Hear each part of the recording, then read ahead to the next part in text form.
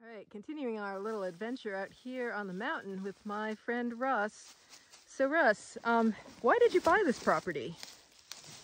I bought this property because I wanted to save and restore some forest land that had been damaged by logging. This all goes back to when I was a young boy with my dad hunting in the swamps of eastern North Carolina, and we had this beautiful swamp that didn't belong to us, but the landowner let us hunt on it, and I hunted on it from the time I was 5 years old until I was 13. And when it was an old growth cypress swamp, huge trees, and it was beautiful, and we knew every big cypress in there, and we loved that place. And we went out there one fall to go hunting, and it had been clear cut all the way down. You were kidding me. And the creek was totally blocked up, and it was a disaster. Oh my gosh. Every big tree in there was cut down.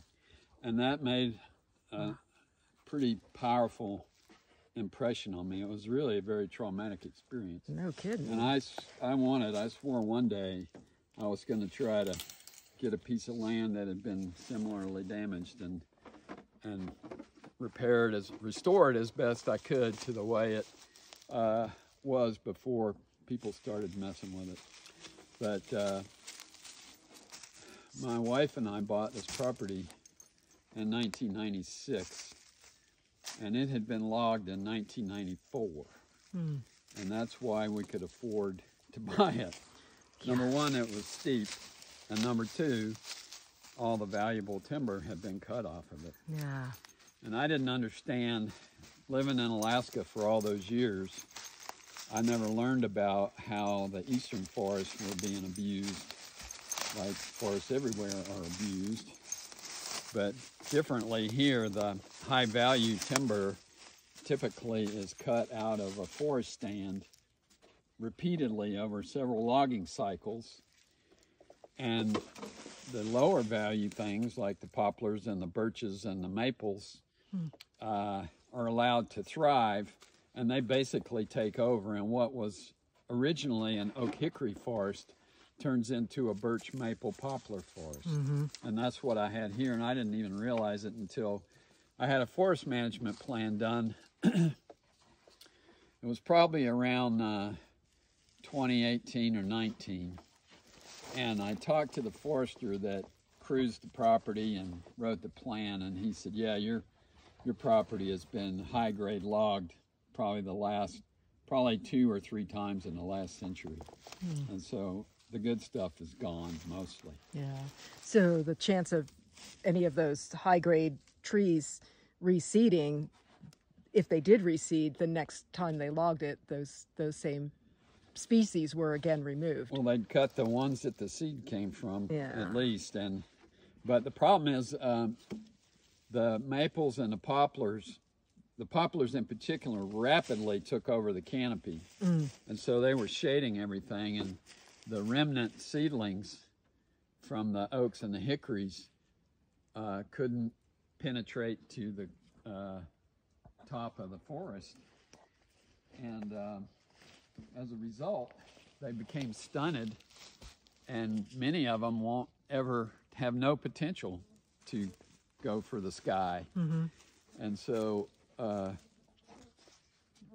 we had to basically start over in some of the area, and I had enough money to do this 8 acres. And so a forester that I hired came in, and we cut almost all of the birches and maples and poplars and buckeyes out of these areas. And whenever we found a seedling oak or hickory, we'd mark it so it wouldn't be destroyed. And then we would, then I started getting the saplings to plant in here. We had a few bitternut hickories and a few shagbark hickories and a few northern red oaks. And a fair number of chestnut oaks, but that's pretty much, that was it for the mass producing species, unless you count buckeye, but I don't really do that. But anyway, so I looked at my plant taxonomy book, and it showed that historically mockernut hickory and pignut hickory also occurred in this county, as did scarlet oak. And in fact, when the forester and I were clearing this upper area that we worked in today, we found the only scarlet oak that we have found on this entire property. Wow. And so okay, I was wondering, because I was repairing the tags, like we had talked about putting the letters back on, and there were a couple that said SO, and I was wondering, what oak starts with an S? Scarlet oak. Scarlet oak. That is really cool. So this little one down in here, that's a white oak. A white oak. Yeah. The round lobes, and the scarlet oak's got the pointy lobes. But the other species that should be here is the white oak, and I've never found a white oak on this property. And I planted some about 24 years ago, but I couldn't. I lived in Alaska, and I didn't have the capacity back here to, I didn't have any money, and I didn't have the capacity to clear out around them so they could get the sunlight. And as a result, after 24 years, they're no larger than your thumb in diameter. Yeah, they need the light. And so we're opening up around those as well. And we're going to go through and search through another 12 acres here and try to find at least 200 seedlings that we feel like aren't permanently stunted and have some potential. And we're going to clear out around them. So we're going to have a total of 20 treated acres here to try to restore as much as we can of what the original composition probably was here in the year 1900. And then does this go into like a conservatorship? It is in under the protection of a conservation easement, of which I worked with the Southern Appalachian Highland Conservancy to develop the provisions and the rules, basically, that will last in perpetuity, at least as long as we have a government. And so there are certain protections that this property has, including no houses above the 1,800 foot contour. I'm sorry, the 3,800 foot contour, and only one more residence. Most of the property is 3,800 feet and higher, and the top of it is called High Knob, not surprisingly, and it is 5,170 feet approximately. But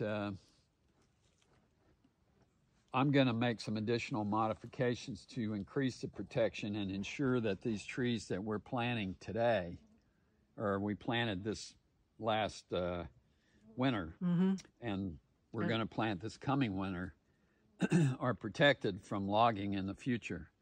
I'll probably eliminate any logging for commercial purposes on this property, and it'll be confined to subsistence logging such as firewood and that sort of thing. Yeah.